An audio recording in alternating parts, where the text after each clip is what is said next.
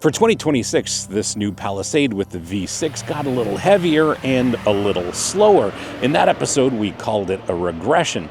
This is the correction, the Hybrid Calligraphy. It has more torque, more power, and it should fix the physics problem. We're testing this thoroughly to see if this is the superior driver's SUV or just the expensive one. What's it like? Buckle up, my friends. Let's go for a drive.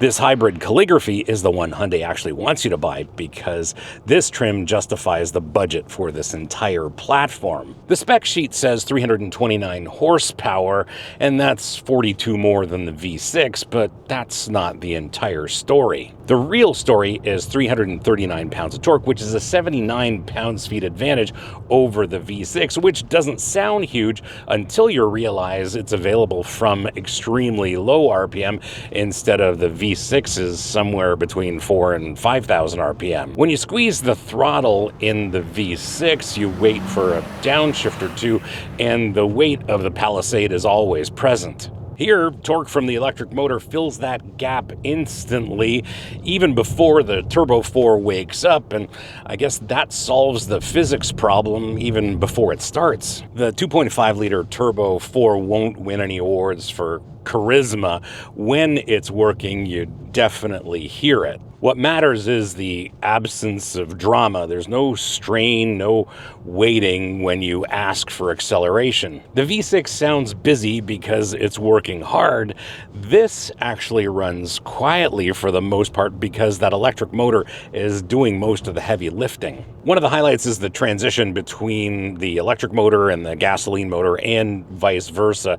In normal driving is nearly invisible. This has a 6-speed automatic instead of the V6's 8-speed, which sounds like a bit of a downgrade, but it's actually not, because you realize that electric motor and all the torque that it delivers just takes care of all of your needs for acceleration, where in the V6 model, the 8-speed has to hunt. Fewer gears, fewer downshifts, less busyness.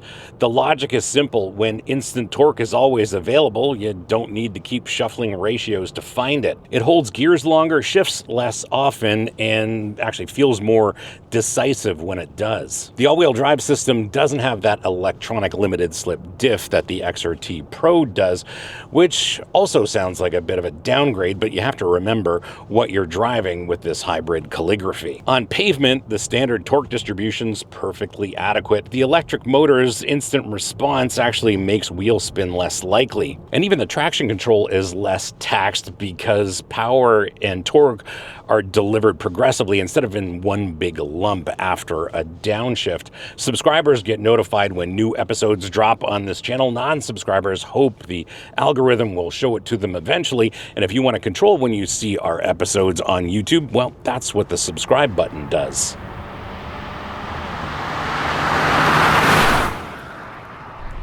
Steering is the same rack and pinion setup as the V6, which means it's accurate without being terribly interesting. On-center feel is great in every situation, on back roads like we are now, on the highway. Turn-in is predictable and the ratio is spot on. Plus, this has an incredibly short turning radius for a 3-row SUV. Hard stops from 60 are stable, there's no nosedive drama, and the ABS doesn't intervene until you're actually asking for more braking than the tires can deliver. The brakes do what good brakes do. You step on the pedal and the Palisade slows predictably. After years of reviewing hybrids with their regenerative braking systems that announce themselves like toddlers, a system that works as smoothly and seamlessly as this almost seems suspicious. And that's where some hybrids let down the driver. It's in that transition between regenerative braking and actual braking. This one doesn't have that problem. You can execute a perfect limousine driver stop from 30 miles an hour all the way down to 0, and your passengers won't even notice. Pedal feel is strong, linear, progressive, consistent, and it's clear somebody at Hyundai who actually signed off on this is a bit of a driver like you and me. Now this is the real test. How does the extra weight of this hybrid system affect the dynamics of this hybrid Palisade? On less than smooth roads, the extra mass give the dampers something to actually work against. The secondary motions that made the XRT Pro feel a little unsettled are gone. It doesn't float over bumps like a soft luxury car. It manages them like something engineered, and the word you're looking for is German. And that's how this hybrid calligraphy rides. It's settled and it's composed. The damping manages impacts without wallowing. The body stays controlled through direction changes, and the whole thing feels like someone actually engineered it instead of just spec'd it. 20 years ago, this is what you paid BMW and Mercedes-Benz prices to get. And you accepted the maintenance costs as tribute to German engineering superiority. Now, Hyundai's built this for less than 60 grand, and you don't even need a subscription to activate the heated seats. And somewhere in Munich, there's an engineer watching this review and quietly considering a career change. If you want to support this channel beyond just watching, well, the merch store is open, and your support means more time to produce episodes like this and less time worrying about manufacturer blacklists. No pressure, just an option.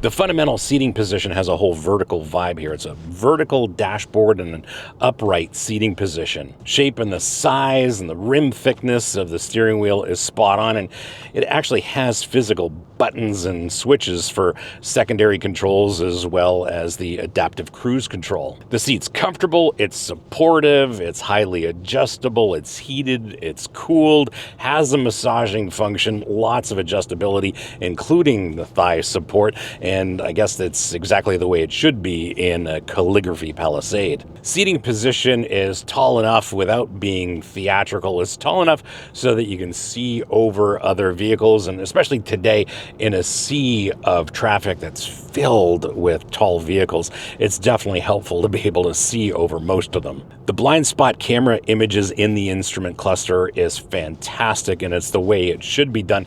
This rear view camera mirror is absolutely fantastic, and I thought about it for a second, and what it does is it totally eliminates the whole idea of someone's head being in your way when you're looking out the rear view mirror in a 3-row SUV. The first and second row seats here have relaxation mode, and you really can't use them when you're in motion, but if you're on a long road trip and taking a rest stop, these are absolutely fantastic. At least the temperature knob has survived the touchscreen apocalypse. The secondary climate controls are all touch-based, but for the most part, I just set it to automatic and forget about it. Yes, there's 2 big screens here, one for the instrument cluster, one for the infotainment system, but the best thing is they're not overwhelming and they don't dominate the dashboard. As well, they're highly visible in all kinds of lighting conditions, even direct sunlight. They've been fantastic for me during this week behind the wheel.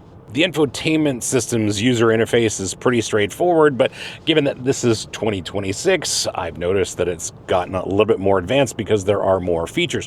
For example, this calligraphy has a dash cam on board, so you've got the extra dash cam controls built into the infotainment system. I'm obviously using it on wireless CarPlay, and it works perfectly for me that way. This double door armrest cargo setup actually works, and I've got a lot of stuff stored in there at this moment. A couple of big water bottles and a bunch of other stuff. It's very generous. Lots of cargo carrying capacity all throughout this cabin. Couple of cup holders here and a couple of bottle holders in the doors as well. Your wireless phone charger is here where my phone is, and there are plenty of USB-C connections all throughout the cabin. Some of them are even rated at 100 watts. There is this UVC sterilization thing going on in this calligraphy, and I haven't bothered to even look into it, but if you are a germaphobe, well, I guess it's here for you. And it seems like Hyundai paid as much attention to the second row captain's chair setup as they did to the front row. No, they're not as adjustable, nor do they have a massaging function,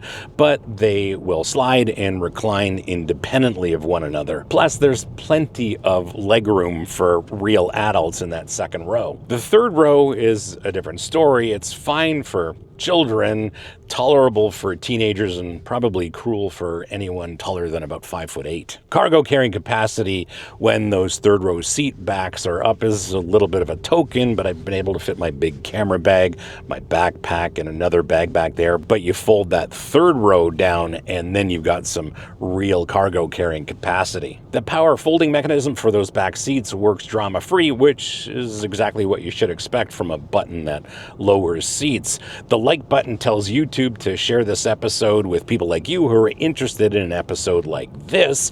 And if this episode provided you with more information than what's contained in a brochure or a press release, that's the entire ask.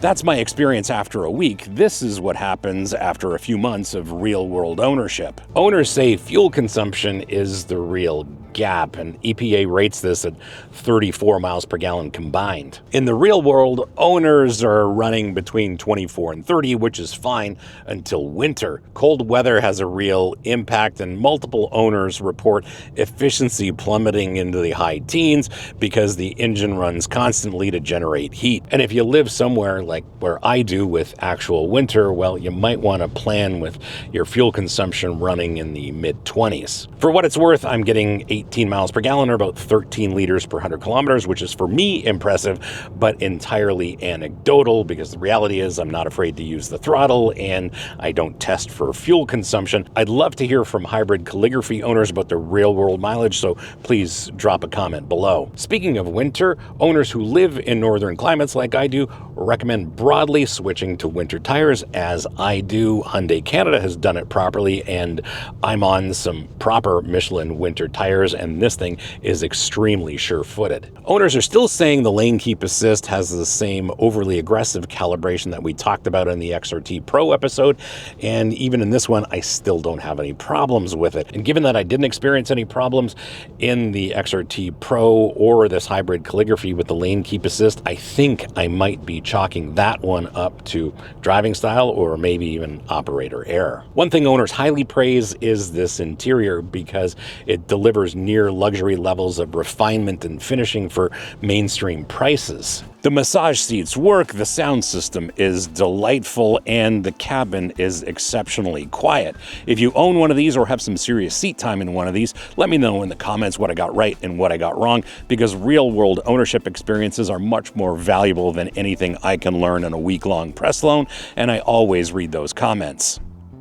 My verdict? Well, if the XRT Pro was a specialized tool with compromises, this Hybrid Calligraphy is the finished product. The electric torque fills the gap that the heavy V6 couldn't handle. Braking, often a weak point with hybrids, is perfectly linear here. If your daily commute involves any amount of stop-and-go traffic, the instant torque and smooth braking transforms the driving experience. The refinement gap between this and the V6 XRT Pro isn't subtle, it's two different tiers of product. If you need genuine off-road capabilities and can benefit from the electronically controlled limited slip diff of the XRT Pro, well, buy that and accept its compromises. For everyone else, which is pretty much everyone shopping for three-row SUVs, this powertrain is the one that should have been launched with this redesign. More power, more efficiency, more refinement, plus it's got a chassis that actually matches the price tag.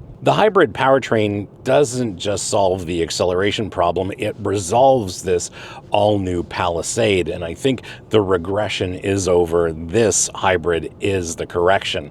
That's the 2026 Hyundai Palisade Hybrid Calligraphy. Subscribe if you like this, don't if you don't, comment if you disagree, and if you want to support the channel, the merch store is open. See you on the next one.